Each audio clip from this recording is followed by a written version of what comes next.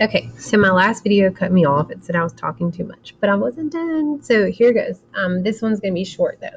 So I did talk about this last problem just a little bit more. So if x equals 4, then y equals 7. Y equals 7, then z equals 12. So my valid conclusion is that if x equals 4, then z equals 12. So here's how that one works. Anytime your middlemen are the same, they kind of more or less cancel each other out. And so your first given matches up with your last conclusion. Okay, so if x equals 4, then z equals 12.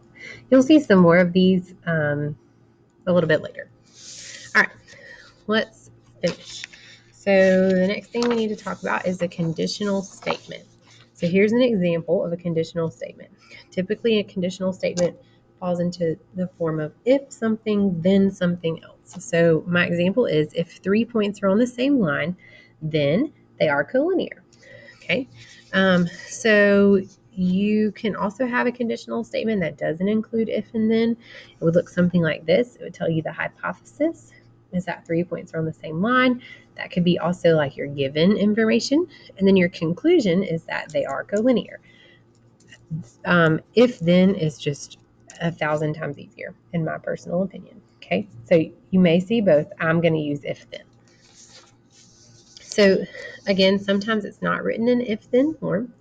And so you're going to be asked to write statements in if then form. So here's your example. Write the statement adjacent angles have a common vertex in if then form. So we want to start with if something, then something else. Here's my suggestion to you. Separate your original statement at the verb. So I'm pulling out lots of English skills today. Okay, so adjacent angles have a common vertex. So have is my verb. That's where it gets split. So it's okay to add words to this. You'll notice right here. So if adjacent angles, then have a common vertex. You don't want to sound like a robot. Okay, you're not a robot. So if adjacent angles. So if angles are adjacent, if two angles are adjacent, something like that, then they have a common vertex. Okay, so it's super helpful to write things in if-then form, especially when you're looking for the hypothesis and the conclusion. And so I'll show you what I mean by that in just a second. All right, converse. So this is a good vocab word. So converse is where you switch the hypothesis and the conclusion.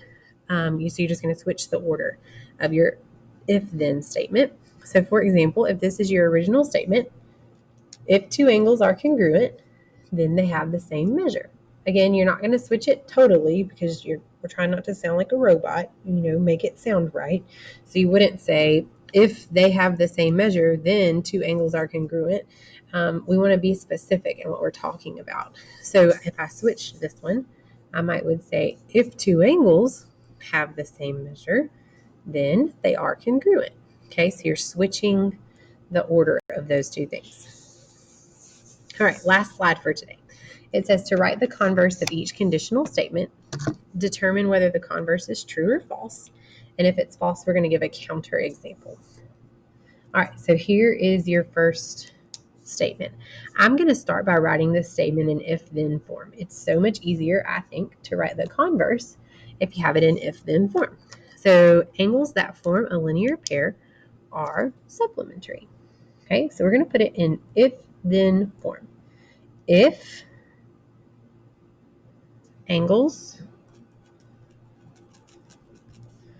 form a linear pair,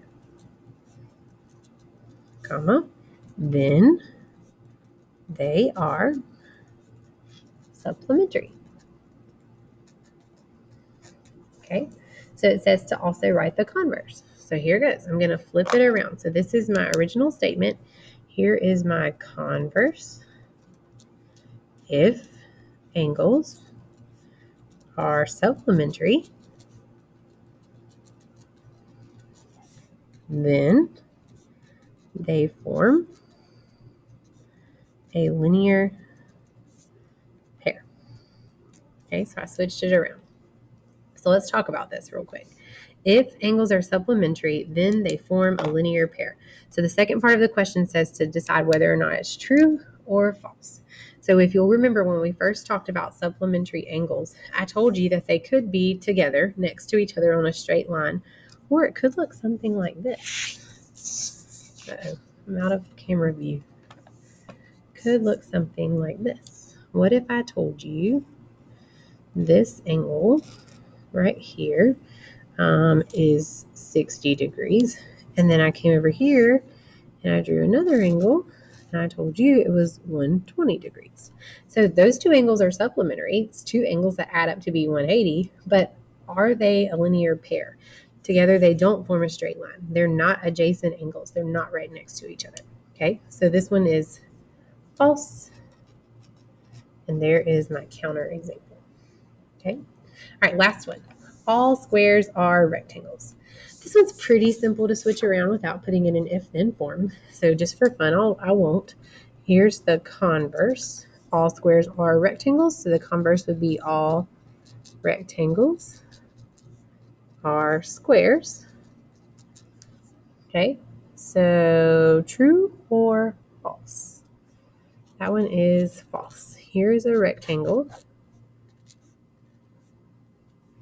That is not a square. So there's a great counterexample. Counterexamples, I think the best way to do them is to draw a picture. And I've illustrated my point. All right, that's all for 3.1.